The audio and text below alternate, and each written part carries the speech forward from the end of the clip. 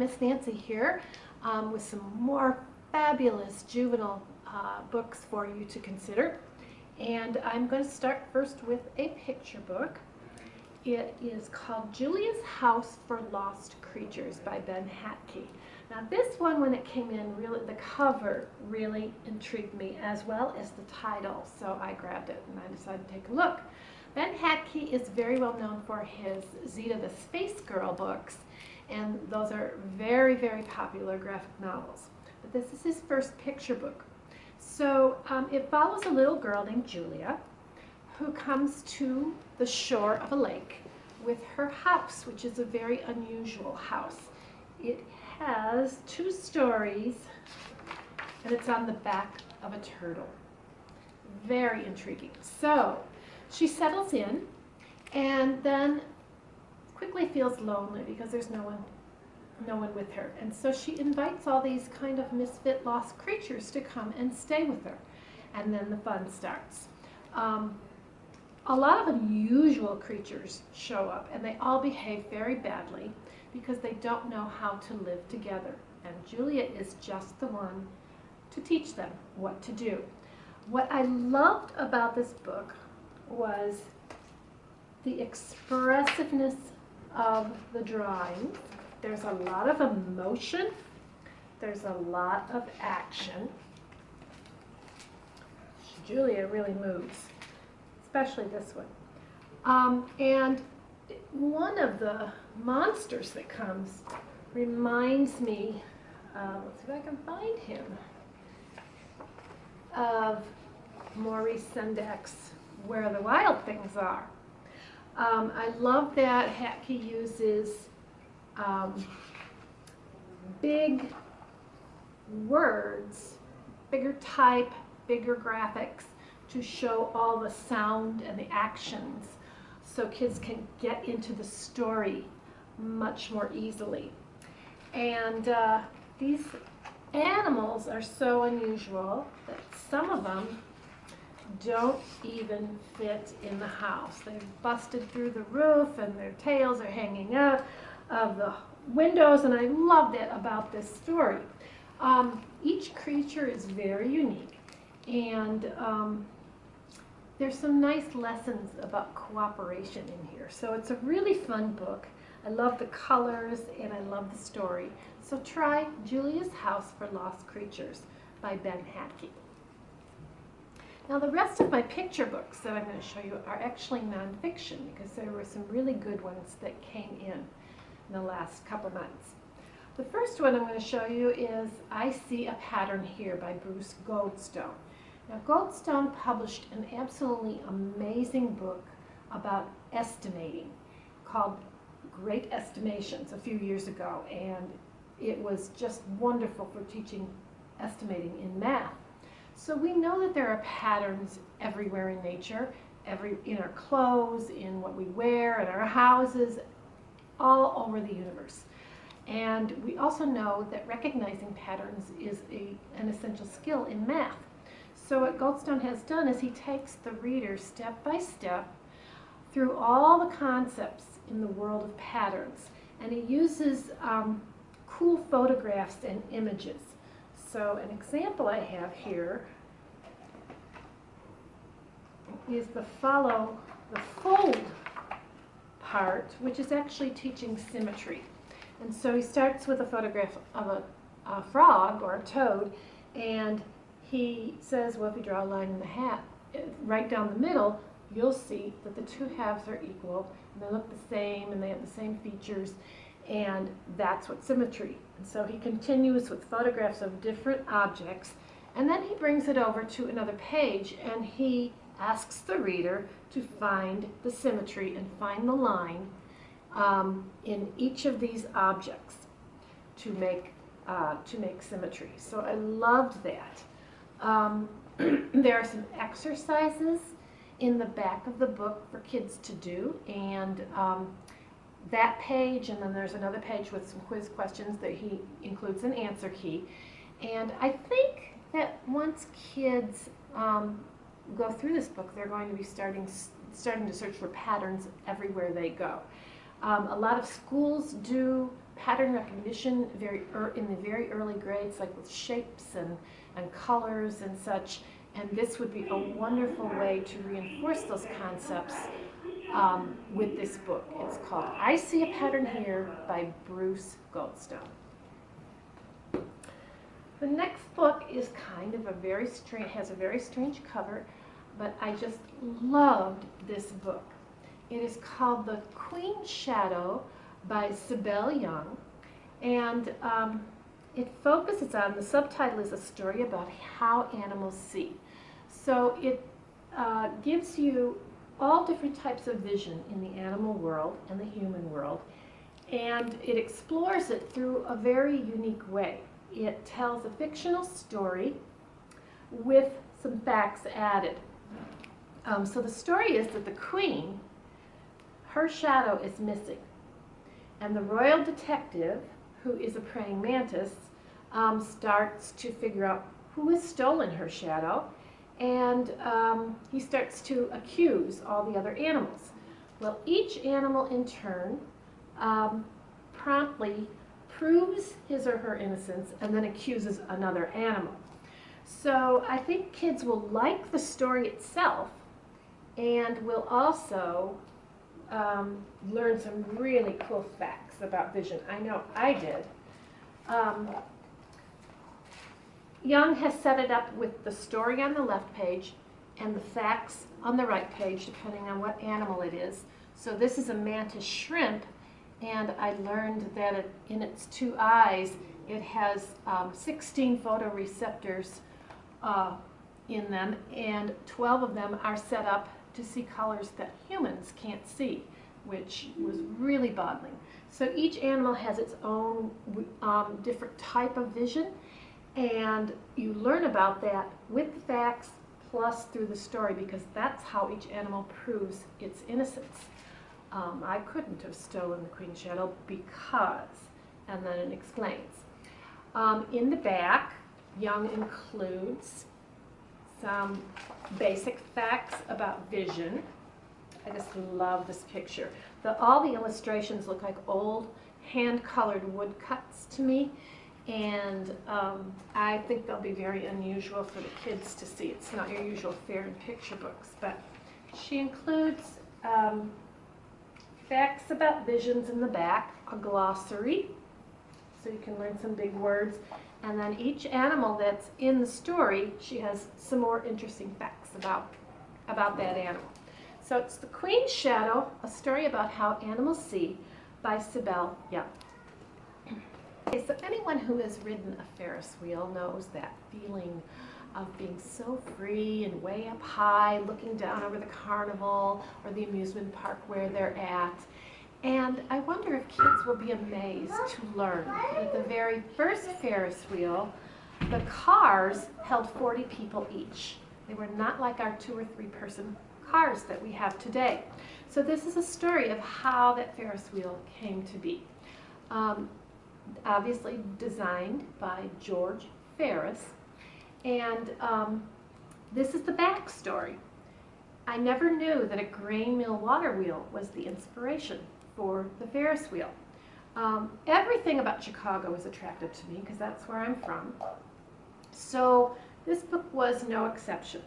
I read The Devil in the White City a long time ago by Eric Larson, which goes through the 1893 World's Fair in Chicago.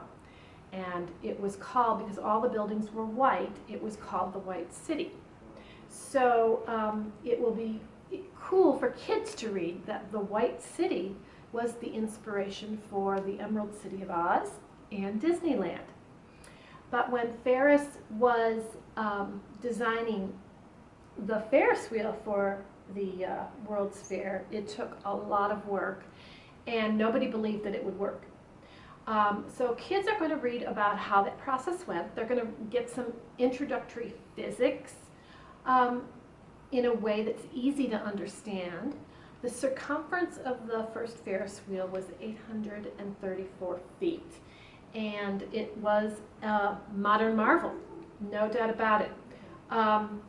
This book takes you through that story, And the artist, Gilbert Ford, chose to use like flat, these pictures are not glossy, and he uses a lot of blues and purples and rosy colors, and then every once in a while he'll throw in some green and yellow. And it really makes them pop. And I loved the way he did his illustrations because there is a lot of motion, there is a lot of movement, and it matches the words very well. I would highly recommend this book because every kid loves a Ferris wheel, most kids do, and they can talk about and learn about the very first one, which was far different from what we have today. So, Mr. Ferris and His Wheel by Catherine Gibbs Davis. Now the last one I have for you is Checked Out. So I just had this really cheesy reproduction of the cover. It doesn't look good, it's horrible. The cover is not like this, it's much better. But this book is called Star Stuff, Carl Sagan and the Mysteries of the Cosmos by Stephanie Roth Sisson. Now, most kids probably don't know who Carl Sagan is, but he was a very, very famous astronomer who had a tremendous impact on astronomy and the space program, and he brought space to regular folks like us in a way that the current rock star of astronomy, Neil deGrasse Tyson, is doing today. And in fact, Tyson talks about how Carl Sagan was his influence and really got him going in an interest in astrophysics. So I can't show you what's inside, but the cool thing about this book is that it's a biography of Sagan, and all the illustrations have little insets in them and full-page pictures, and there's always something happening on each page. Sisson created a really easy way for kids to understand our Earth's relative size in space and in the whole universe. And I can't show it to you, unfortunately, but check this book out and you'll be able to see for yourself. So it's Star Stuff, Carl Sagan and the Mysteries of the Cosmos by Stephanie Roth Sisson. So now we're going to move on to middle grade juvenile fiction, and I have some really wonderful books. I confess that I am not a real huge lover of Charlotte's Web, mainly because I didn't read it until I was an adult, and I think I saw different things than kids would see. But this book is much like Charlotte's Web. It's called Audrey Cow by Dan Bar-El. And if you liked Charlotte's Web, or you liked The One and Only Ivan, or you liked The Tale of a South Pole Pig, you will love this because the animals in this book are courageous and full of life. Audrey is a cow on a working farm, and she is destined to become, well, the hamburger and the steaks on our table. But she does not accept that fate. And so she has grown up hearing all these mythical tales about cows who have escaped the slaughterhouses, and she decides that's what she's going to do. So with a wonderful cast of allies like a skunk, a border collie, and two very, very smart raccoons, Audrey escapes from the transport truck and hides in the woods. And then this huge search begins to find her. Bar-El based this story on a real incident, and the results are very exciting. Most of all, he's created a tale that has the kids considering some really important questions, like, can you really know a person just by what you see when you look at them? And is it wise to go along with the way things have always been? And what does it take to be brave and courageous and think for yourself? And the way he tells this story is pretty unique in children's literature. It's been done in adult literature, and it's been done in YA literature to some extent. But what he did was he has a reporter of sorts asking questions about the incident of the animals and the humans involved. And so they each respond to these questions. And while they're responding, they reveal a lot about themselves in their answers, and that's part of the story. The cows you find are all different. They're all different personalities. You find that Buster is a really, really smart pig. You find out that the sheep act the way they do because of their personalities. And there are some really, really awesome teenage crows who act like typical human teenagers. I also loved that this book does some great vocabulary building through the conversations, and the illustrations by Tatiana Maiwis are really some of the sweetest black and white illustrations I have seen in a long time in children's books, and I just loved the illustrations throughout. So try Audrey Cow by Dan Bartel and see if it stacks up to Charlotte's Web and One and Only Ivan. Next book I have is a fantasy, and I really like fantasy. And this is a fantasy about a special relationship between humans and ravens. It's called Gabriel, Finley, and the Raven's Riddle by George Hagen. And it's a little bit Harry Potter, a little bit Lord of the Rings, and with lots of riddles and puns included. So Gabriel is this boy whose father has taught him riddles and puns all of his life. And then his father disappears. So he's living with his aunt and his sister Abby. And but Gabriel knows that he has got to find his father. So it takes him on this huge journey down to this very magical underground city that's underneath New York City that is called Aviopolis. And it's got all kinds of birds and all kinds of other things, and it gets very strange down there. There's an object that is involved in the story called a torque, and that torque can grant any wish to anyone who has it. And it has the power to destroy, and Gabriel must stop those who are trying to find it without getting himself killed. He's an interesting character that I think kids will like, and he has some companions that help each other along the way. And one of them is a kid named Soames, who in the real world is rejected by pretty much everybody. He's very angry, and he's nasty, and you don't like him at first. But then the other kids involved in this quest start to get to know him and start to find out why he is angry and why he is nasty to everybody. And they change to accept him. And once he's accepted, he changes. So that was a really nice thing to see in a story. There's a lot of temptation and resistance in this story. The torque is a lot like the ring in the Lord of the Rings, and vanity plays a role in this story as well. So I loved it, and I loved all the puns and the riddles, and that was really cool. So it's Gabriel, Finley, and the Raven's Riddle by George Hagen. When we were getting ready for summer reading this year, our theme is Every Hero Has a Story. And of course that moved us toward thinking about superheroes and everything. And I began to wonder, what would it be like if I had a superpower? And I would ask the kids when I would go to the schools and talk about summer reading, what kind of superpower would you like? Wouldn't that be cool? Well, this book came along, and this is about a kid with a superpower. Jessica discovers one day that she can turn invisible. She didn't know it, and all of a sudden one day she starts turning invisible in school. And it's very scary. She doesn't know what's going on.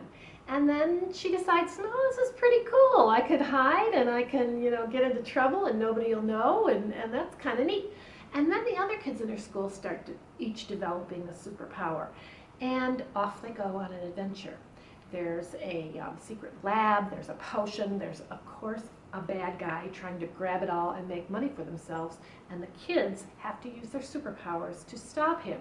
And along the way, You know how in school, a lot of times you're on the outs with a certain group or whatever, but in this adventure, kids that would normally not deal with each other in school make new friends with each other. And so that was kind of really cool to see. And Jessica realizes what really matters to her and what is really important to her. Is it to be popular or is it to be yourself?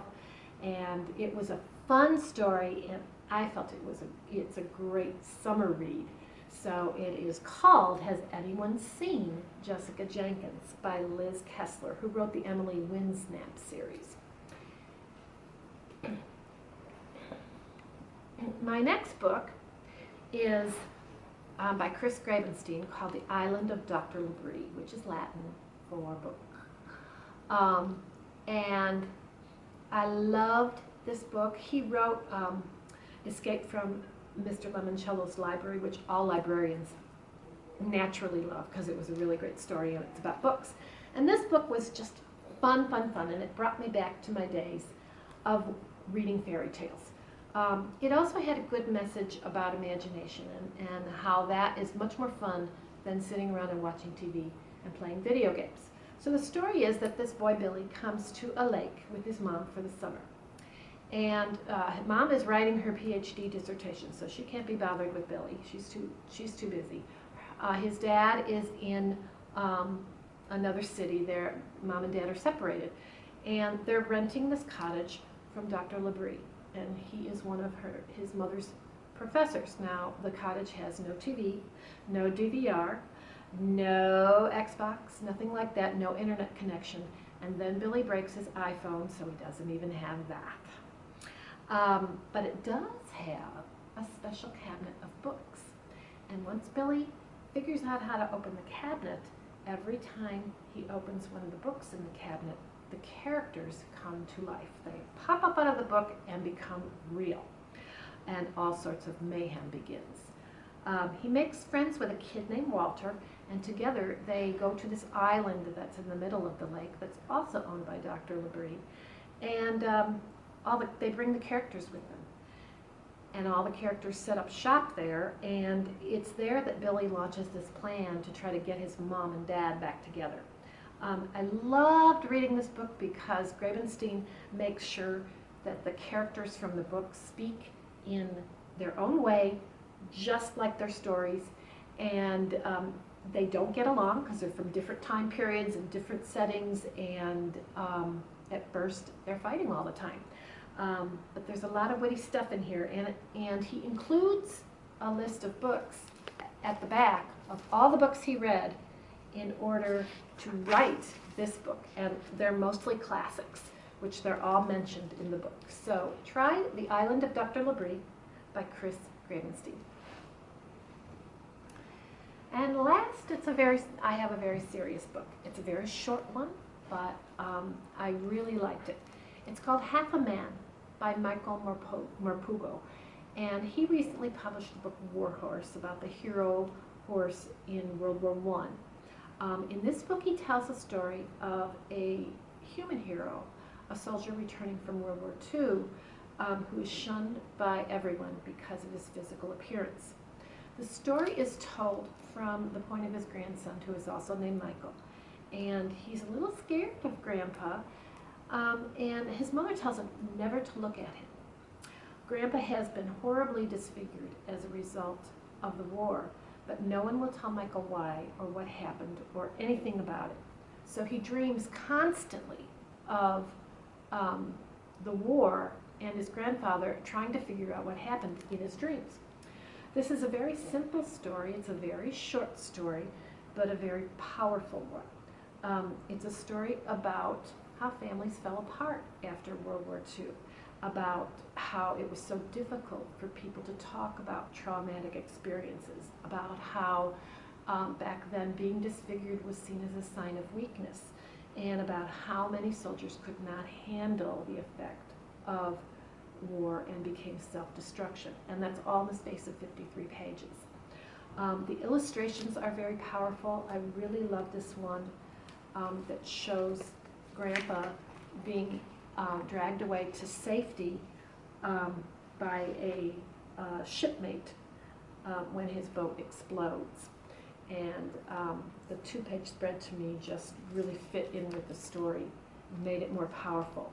So readers who like war stories and who liked Wonder and Out of My Mind and all of those books may just want to pick this one up. I think it's a good book to have on the shelf for families that have soldiers returning home from Afghanistan and Iraq. So it's Half a Man by Malcolm Murpurgirl, and try it. It's short, and you'll get through it in less than a day. And that's all I have for you this time. So I invite you to come to the library, pick up some books, read, and definitely do our summer reading program. Bye!